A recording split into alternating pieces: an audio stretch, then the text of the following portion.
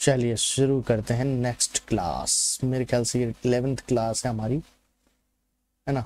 और इस 11th class में हम समझने वाले हैं पार्ट्स ऑफ ट्रांसफॉर्मर। में हमने 2 टॉपिक तो कर लिए थे, अब हम समझने वाले हैं इसमें नेक्स्ट।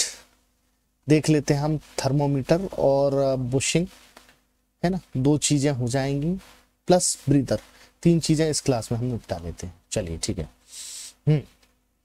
थर्मोमीटर पे आ जाएगा। Thermometer,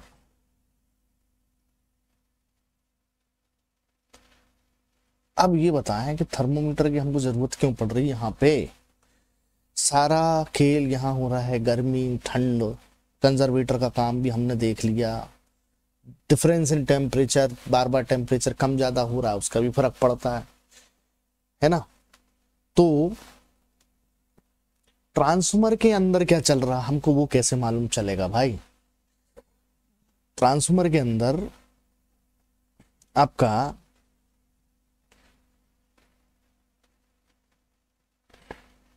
wait a minute, okay okay okay okay okay okay ठीक है। कहाँ थे भाई, हमने कहाँ लिख दिया था। यहाँ थे हम, ठीक। थर्मोमीटर,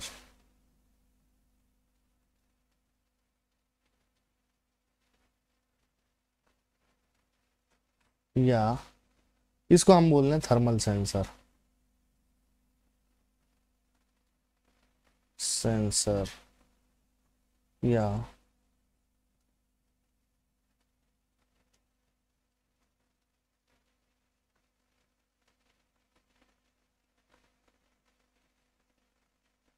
चलो कुछ भी कह सकते हैं। तो हम डिस्कस कर रहे थे कि भाई थर्मल जो टर्म आ गया यहाँ पे बीच में, तो इसका हमें क्या, किस कारण से आ गया। ये इस कारण से आ गया क्योंकि ट्रांसफार्मर के अंदर के लॉसेस भी जो है ना, वो भी उसके कारण भी हीट जनरेट होती है आपकी।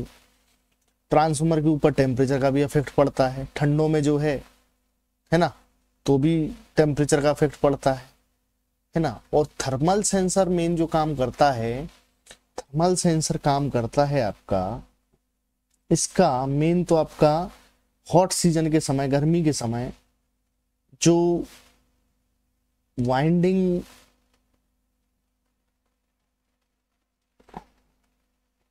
टेम्परेचर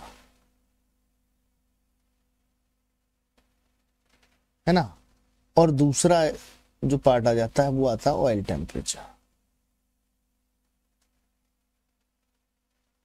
तो वाइंडिंग टेम्परेचर ऐसा तो है नहीं कि वाइंडिंग बाहर है तो हम आ, उसमें हाथ लगा के मालूम कर लेंगे। हमको वाइंडिंग का टेम्परेचर मालूम करना पड़ेगा, क्योंकि कई बार क्या होता है कि हम जो ट्रांसफार्मर रहता है उसकी कोर जो है वो सैचुरेट हो जाने के कारण, उसका आईआर वैल्यू कम हो जाने के कारण, ठीक है, आईआर वैल्यू कम हो जाने के कारण, कोर सैचुरेट हो जाने के कारण उसमें लॉसेस बहुत ज्यादा बढ़ जाते हैं। उस कंडीशन में उसको रिकंडीशन करना पड़ता है ना।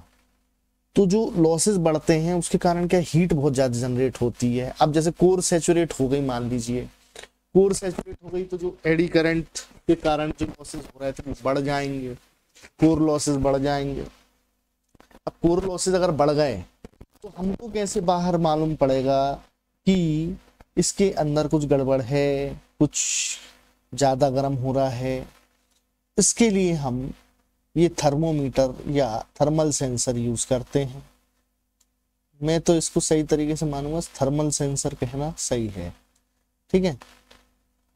यहाँ इसके वर्किंग का हमको, ताकि हमें पहले मालूम चल जाए कि भाई इसका टेम्परेचर इतना ज्यादा क्यों है, क्यों बढ़ रहा है इसका टेम्परेचर। टेम्परेचर है तो है ना, मालूम तो पड़ेगा कि हाँ टेम्परेचर बढ़ा हुआ है, ठीक है। तो इसलिए थर्मल सेंसर का यूज होता है, ठीक। अब उसमें डायग्राम में बताया हुआ है, अब हम देख लेते हैं। एक्चुअली इसको जो है ये हम देख लें, ये कंजर्वेटर है ट्रांसफार्मर का। मैं हर बार इसलिए बना रहा हूं कि अब हमें याद हो जाए। ये बकॉल्स लगी हुई है ना। और ये बकौल जो है वो कनेक्टेड है आपके ट्रांसफार्मर के मेन टैंक से। ओके, ये हो गया ट्रांसफार्मर का मेन टैंक। ये हम टॉप व्यू देख रहे हैं फिलहाल की कंडीशन में। ठीक, यहाँ एच वी, यहाँ एल वी। ठीक है, ये तो सब अपनी जगह पे है। और यहाँ पर है ना दो डक्ट बने हुए हैं, होल। ओके, यहाँ क्या रहता है, दो बहुत ही पतले पतले होल बने हुए होते हैं। इन होल्स में, ठीक है, इन होल्स में सेंसर्स को, थर्मल सेंसर्स को डाला जाता है अंदर। तो ये थोड़ा साइड में रहता है, ये साइड वाला जो रहता है वो ऑयल के अंदर जाता है। तो ये ऑयल सेंसर है ना। ऑयल का जो है आपका, ऑयल का टेम्परेचर मालूम करेगा ये। ठीक है, और जो थोड़ा सा उसके साइड में रहता है ये आपका वाइंडिंग टेम्परेचर को मालूम करेगा। ठीक है, ये वाइंडिंग टेम्परेचर को मालूम करता है। अब ये काम कैसे करेंगे, ट्रांसफार्मर के इस साइड एक बॉक्स लगा होता है, इसको बोला जाता है मार्शलिंग बॉक्स। ओके, इस मार्शलिंग बॉक्स के अंदर सेंसर कुछ देखिए, कुछ ज्यादा नहीं रहता है, कॉपर रॉड टाइप की रहती है, बिल्कुल पतली, इतनी पतली है ना, बिल्कुल पतली कॉपर रॉड। उसके साथ में आपकी केबल कनेक्टेड रहती है। ठीक है, इस तरीके के सेंसर आते हैं। उस रॉड को इस होल में अंदर डाल दिया जाता है, ऐसे ही यहाँ वाली इसमें होल में अंदर डाल दिया जाता है। ये कोर के पास रहती है, ये आपका ऑयल के पास रहती है, मार्शलिंग बॉक्स। ठीक है, अब क्या होगा कि यहाँ से ये जो केबल से कनेक्टेड रहती है, ये केबल्स दोनों ये आ जाएंगी आपके मार्शलिंग बॉक्स में। अब मार्शलिंग बॉक्स में आ गई तो वहां पर रहते हैं 2 मीटर, देखने में जो जुड़वा भाई लगते हैं, है ना। गोल है, ये गोल बन नहीं रहा लेकिन गोल है। ठीक है, ऑयल टेम्परेचर,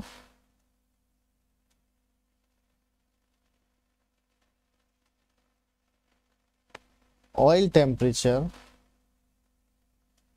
मीटर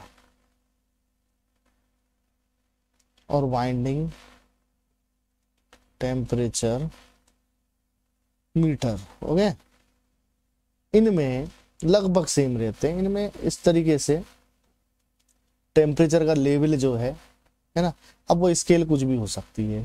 ठीक, और इसमें 80 ऑयल टेम्परेचर है ना, ऑयल टेम्परेचर 85। यहाँ पर एक मूवेबल कांटा रहता है, ये तो हो गया छोटा कांटा, लाल लाल रंग का, है ना। हम इस छोटे कांटे से ये सेट कर देते हैं कि हमें ऑयल का टेम्परेचर जैसे ही 85 पहुंचेगा, है ना, हमको सिग्नल ट्रिपिंग देना है। ये ट्रिपिंग सिग्नल नहीं देता है, ये तो सिर्फ आपका हल्का सा सिग्नल जनरेट कर देगा। वो सिग्नल आपका ट्रिपिंग सर्किट, वो तो लंबी कहानी है, वो हम देखेंगे। और ये फिक्स है ना। एक ये छोटा कांटा जो है ना लाल कलर का, ये फिक्स रहता है। और एक मूवेबल कांटा रहता है जो ट्रांसफार्मर के ऑयल के टेम्परेचर बढ़ने और कम होने के साथ साथ बढ़ता कम रहता है। और जैसे ही मूवेबल कांटा इसके पास यहाँ अगर आ जाता है तो इस मीटर के थ्रू है ना आपका प्रोटेक्शन सिस्टम के पास सिग्नल जाता है और प्रोटेक्शन सिस्टम ट्रांसफार्मर को अपने आप ही ट्रिप कर देता है। Oil temperature is greater than winding temperature, ये याद रखना पड़ेगा। Oil temperature is always greater than winding temperature, है ना। ठीक है, ऐसे ही ये मीटर होता है, ये हमको वाइंडिंग का टेम्परेचर बताता है। सेम फंक्शन है, इसमें भी एक लाल कांटा। तो इसको हम बाइंडिंग टेम्परेचर को 80 पर सेट करते हैं डिग्री सेल्सियस पे। ओके, और ये एक मूवेबल कांटा रहेगा जो बाइंडिंग का टेम्परेचर कम ज़्यादा होने के साथ क्लॉकवाइज और एंटी क्लॉकवाइज मूव करता रहता है। ठीक है, ये इसका फंक्शन है। दोनों कनेक्टेड रहते हैं आपके प्रोटेक्शन सिस्टम से। प्रोटेक्शन सिस्टम आपका जैसे ही ये रिक्वायर्ड कंडीशन को पहुंच जाते हैं, जैसे हमने कंडीशन यहाँ पे दी कि 85 डिग्री सेल्सियस ऑयल का अगर टेम्परेचर हो जाता है तो हमको ट्रांसफार्मर ट्रिप हो जाना चाहिए। जैसे 85 पे दोनों कांटे आ जाएंगे एक ही जगह पे, तो ये ट्रिपिंग के लिए सिग्नल वहां पहुंचा देगा। कहाँ? यही मार्शलिंग बॉक्स में ट्रिपिंग जो डीसी केबल्स आती हैं, है ना, पूरा यहाँ पर इस तरीके से टर्मिनल्स बने हुए होते हैं मार्शलिंग बॉक्स के अंदर, है ना। इनमें केबल्स कनेक्ट होती हैं, डीसी केबल, डीसी सप्लाई आएगी और जैसे ही ये शॉर्ट हो जाएगा तो ये इसमें डीसी सप्लाई चली जाएगी, तो ये रिटर्न आपके सर्किट में चली जाएगी। अब उस सर्किट में जैसी जाती है तो वो सर्किट आपका 33 के भी प्रोटेक्शन बीसीबी को ट्रिप कर देगा, और उसने ट्रिप कर दिया तो आपका ट्रांसफार्मर सेफ हो जाता है। मतलब इससे ऊपर आपका टेम्परेचर नहीं जा पाएगा। ये काम एक्चुअली में होता है आपका थर्मल सेंसर का, है कुछ नहीं, सिर्फ सेंसर है। लगाते कहाँ है?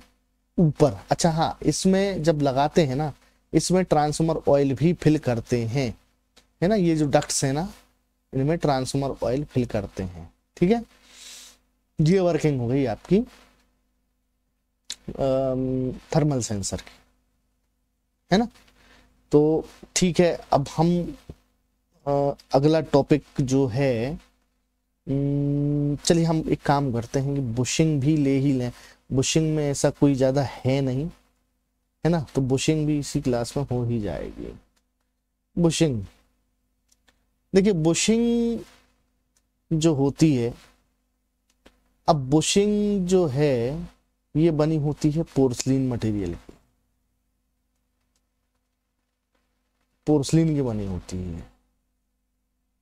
अब हम मान लें दिस इज अवर ट्रांसफार्मर। देखो आड़ा टेढ़ा बन रहा है तो उसको बनने दो, भावनाएं समझनी चाहिए, भावनाएं भाई, भावनाएं समझना जरूरी है। ये बुशिंग है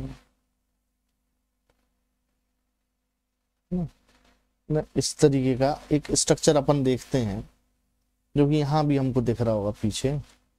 ये देखो, ये है ना, this is a bushing. Okay, इन्होंने कैसे दिया अब ये तो यही जाने, ठीक है कोई बात नहीं। ठीक है, ये बुशिंग है ना। अब बुशिंग सबसे पहले तो ये डिपेंड, इसकी जो इंसुलेटिंग प्रॉपर्टी है ये डिपेंड करती है वोल्टेज लेवल पे, ठीक है, वोल्टेज लेवल के ऊपर डिपेंड करती है बुशिंग। ये ट्रांसफार्मर जैसे हम अब मान लीजिए कि जंपर आता है, जंपर किसको बोलते हैं, ठीक है, ये बुशिंग की यह रॉड है। अब मैं थोड़ा सा बड़ा इसका बना देता हूँ जिससे थोड़ा बुशिंग समझने में अपन को आसानी हो जाएगी। ओके, इस तरीके का हिस्सा होता है ये, इस तरीके का, ठीक है, इसको सीधा जाएगा, ठीक है, और फिर इस तरीके से ये बनेगा। इसको कहा जाता है पेटीकोट, पेटीकोट, है ना। तो ये क्यों होता है, इसका भी कारण है। ये हमारी जो भी ट्रांसफार्मर की रोड मान लो, या ट्रांसफार्मर की ही रोड मान लो, सीटीपीटी की भी सेम बुशिंग कंस्ट्रक्शन सेम रहता है ना। ये चूड़ियां है ना, यहाँ पर लग्स लगा के, है ना, लग्स के साथ यहाँ पर होता है जंपर। मतलब जो तार हमारा 33 से आ रहा है वो यहाँ ऊपर कनेक्ट होगा। ये पूरी रॉड रहती है आपकी सॉलिड रॉड, ठीक है। ये पूरी जो है आपकी, ये सॉलिड रोड जो है ये अंदर जा रही है, ठीक है। यहाँ फिर ये कॉपर लग्स के साथ पावर ट्रांसफार्मर के जंपर में जो है ये कनेक्ट हो जाएगी, या डिस्ट्रीब्यूशन ट्रांसफार्मर के जंपर में कनेक्ट हो जाती है, ठीक। और ये यहाँ पे हम मान लें कि ये वाइंडिंग है ट्रांसफार्मर ना, उससे जंपर आया और ये इसमें कनेक्ट हो गया। बुशिंग जो है इसमें ये स्ट्रक्चर बनाने का कारण है ना, सबसे पहले तो ये अपने ऊपर जो है ना डस्ट को रुकने नहीं देता। दूसरा, पानी अगर गिरता है ना, तो पानी जो बुशिंग का जो इंटरनल पार्ट है, इधर इधर है ना, ये इंटरनल पार्ट है सारा, बुशिंग के इंटरनल पार्ट तक पानी नहीं जा पाएगा, और पानी सीधा सीधा यहाँ से सेकंड इस पे, सेकंड इससे थर्ड इस पे, और ये सीधा का सीधा नीचे चला जाएगा। ये इसका रीजन है, इसको इस तरीके से क्यों बनाया जाता है। अगर आप ऐसे बना दोगे बुशिंग, ये रोड लगा दी आपने, ओके, ये उल्टी, फिर आपने यूं बना दी, तो सारा जितना बारिश का पानी है ना, ये सारा गिरेगा और इसमें जमा हो जाएगा, जिसके कारण अंदर मॉइस्चर जाएगा इधर पूरा, और जिसके कारण मॉइस्चर जाने के कारण आपको मालूम ही है फॉल्ट क्रिएट होगा, इंसुलेशन रेजिस्टेंस कम होगा। इंसुलेशन रेजिस्टेंस कम होगा तो हमारे इक्विपमेंट की लाइफ जो है वो कम हो जाएगी, ठीक है। ये था बुशिंग के बारे में। चलिए ठीक है, इस क्लास को यहीं ख़त्म करते हैं। अब एक बार चैनल को ज़रूर सब्सक्राइब कर लीजिएगा, और आने वाले वीडियो ताकि आपको जल्दी मिलते रहें, लाइक और शेयर ज़रूर कर दीजिएगा, है ना। आपको अगर ये सब समझ में आया है, इतना टॉपिक जो मैंने समझाया है, पढ़ाया है। चलिए मिलते हैं अगले वीडियो में। Okay, tata, bye bye.